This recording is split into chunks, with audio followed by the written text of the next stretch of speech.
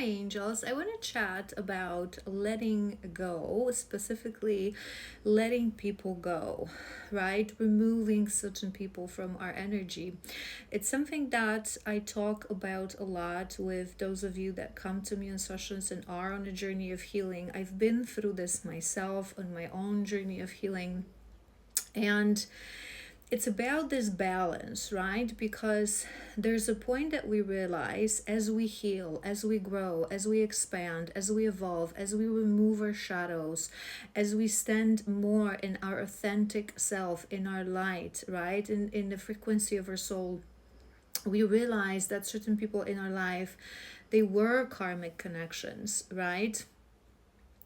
Certain people no longer resonate, certain people no longer benefit us in any way. There's nothing that we learn, there's nothing that we take from that relationship. And every relationship in a true soul family, we should always get that benefit. We should learn through each other, we should learn together, we should grow each other, we should inspire each other. And at one point you start realizing that this person, that person, it just ain't it, right? But we also often talk about that not all karmics are evil. Not all karmics in our life deserve that block and delete kind of treatment. Sometimes these are people from our family. Sometimes these are people that we've been through many beautiful moments with, that we still cherish, that we still love. It's just that we're no longer aligned to the point that we can really dedicate them a lot of our time and a lot of our effort. So it becomes difficult. And then on the other hand, there's this aspect of when we become spiritual, when we truly open all our energy points, especially our crown, connecting to the universe, we understand that we're all one. It's all oneness, one supreme consciousness. We heal as a collective, right? We cannot separate ourselves from others. We cannot stand in a point of I am healed and you are not, so I'm not going to be talking to you. Because part of healing is recognizing yourself in another and accepting that we're all one. And as healers, especially those of us who are truly awakened, our journey, part of our journey is to be the beacon of that chain reaction, of that butterfly effect, right? So it's really hard to find balance. So I want to give you my recipe. What's the best way to handle this situation, and what's the best way to do this and to deal with these situations? Number one thing is that you have to stand in a place of self-love and authenticity. You have to. So if you still struggle with removing certain people, address that, right? Because when you truly love yourself, when you truly understand your value, when you have accepted all parts of your psyche, you are in your authentic self. You know who you are. You know why you came here, right? What would you come here to do in this world? What is your mission? What is your purpose? Who you are in your essence, in your true essence. You simply just start to speak your authentic truth. You don't just nod to people's opinions that you completely disagree. You don't just smile when you are amongst people. You start to just, you're you. So if they're talking nonsense, if they're talking offensive things towards others, if they're judging others, if they're pointing fingers towards others, if they're not taking accountability, you're not just nodding. You're starting to react. You're being your authentic you, respectfully.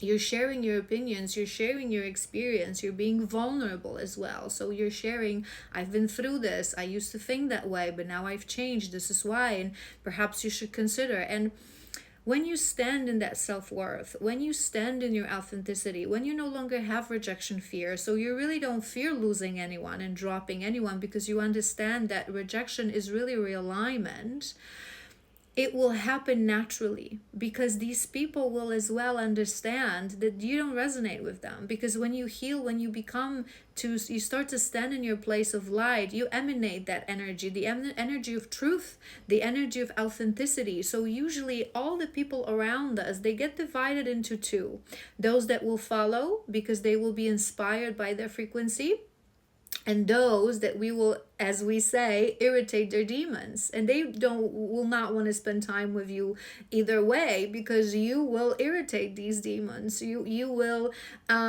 move places of darkness within them that they don't sense, themselves them don't want to move, that because they want to stay in denial, right? That the awakening is not relevant, learning all lessons is not relevant for all people. So it will just happen naturally, right? So stand in your truth, stand in your authenticity, stand in your self-love. That's the first thing. Second thing is, through these relationships, become the observer, because they're lessons to us as well, as we heal, as we grow. And at one point you will start to notice that no matter what nonsense they talk about, and even if they're disrespectful, even if they very much in denial, it no longer triggers you, and you can use this as a training for yourself of your compassion, and just be the observer, right? Obviously, those of us who are awakened, walk the path of truth, walk the path of authenticity, it is our job and our mission to react, to sometimes hold people accountable, sometimes, call them on their BS, right?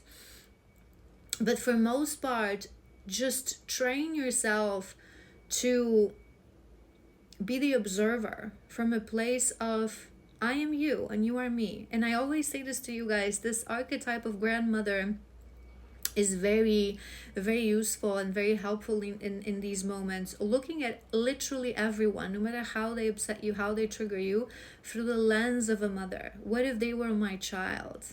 What if they would, it's triggers that in our body, that archetype triggers that unconditional love within us, that love no matter what, how foolish you are, no matter how lost you are, no matter how much in the darkness you are, I have love for you. And it helps you to connect to that oneness, because we are one. We all come from God. We all come from one source, right? One supreme consciousness.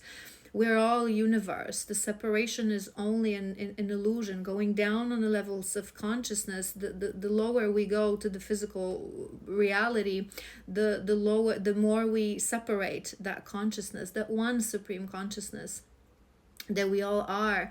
So when you are in these situations, just remember that in your head. We're all universe. We're all one. Where you are, maybe I've been there.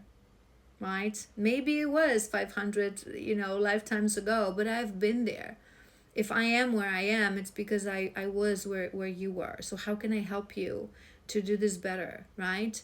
But in the same time, this is this balance, and this is very difficult, because having compassion towards someone, having unconditional love towards someone, understanding that we are, you're going for a beautiful transformation drop down sign, understanding that we are one with the universe, and we're one with each other, and we're in this sandbox game together.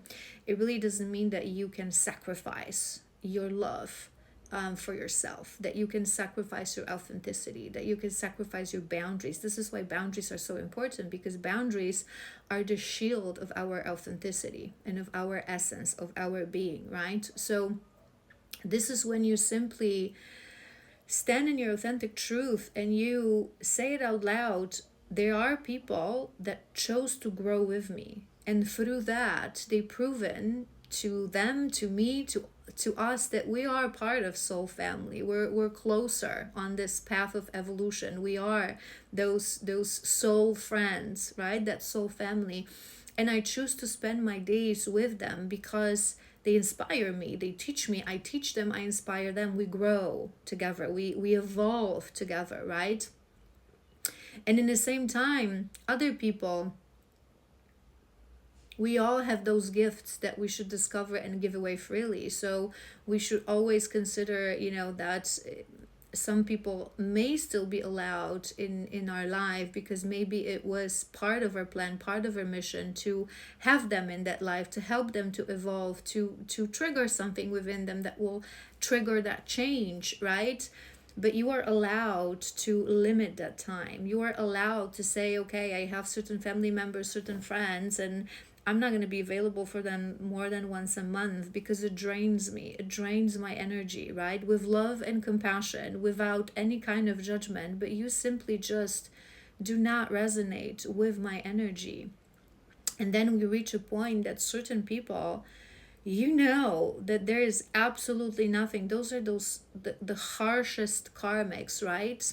Those karmics that really hurt us, that really disconnected from us, that we went completely different direction, that at one point you realize this was just a lesson, right? And there is really no place for these people in my life. But the key here is not to do it from a place of superiority, not to do it from a place I'm better than you because I know certain things and you don't know these things. It's a cliche, but with love and light, right? I understand that you're not where I am, but right now there is absolutely zero benefit from us being physically in the same room together. You're not learning, I'm not learning, we're not progressing together, we're not resonating on any level. And despite the fact that I have healed and you no longer trigger me, you no longer bother me, and I have compassion towards you, and I wish you love and I wish you healing, I cherish my journey.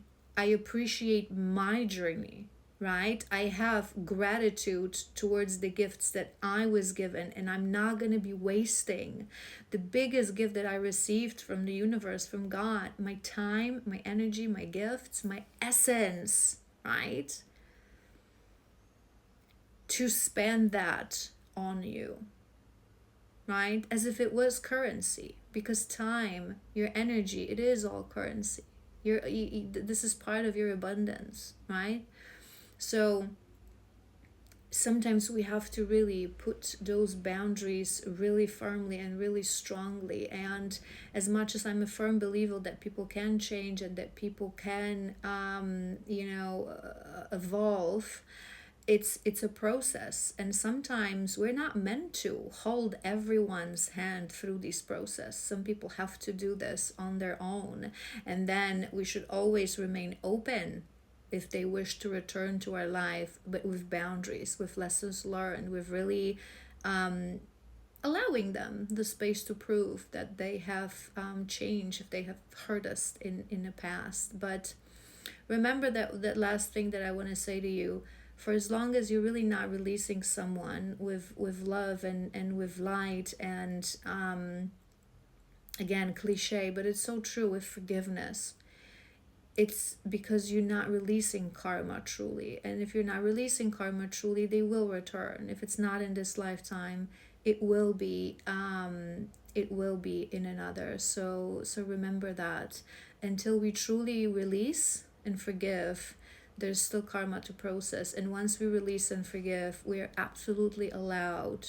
to make that choice for ourselves that you, sir, you're forgiven, but you're not allowed in my energy. Because if I allowed you in my energy, right, either at all or more than few times a year, or I would be disrespecting my energy. I would be disrespecting my growth. I would be disrespecting everything that the divine has shown to me on my journey of awakening, right? So if you're not choosing to jump on board, right, and grow with me, I'm sorry, but I have to release you.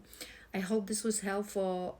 This is my take on this. This is what I've learned on this journey. If there's anything you wish to share, this is a safe space to share. So leave those sharings in the comments. Like and save. Maybe you will need to return to this video if you stand in front of a difficult situation when you need to take that decision. But oftentimes these decisions are tests. That's why most are family and sometimes childhood friends are karmics. So we can really learn to everything that I just explained to you and release and show to the universe, damn, I really love myself. I cherish myself and everything that I was given, enough to chop everything that is not serving.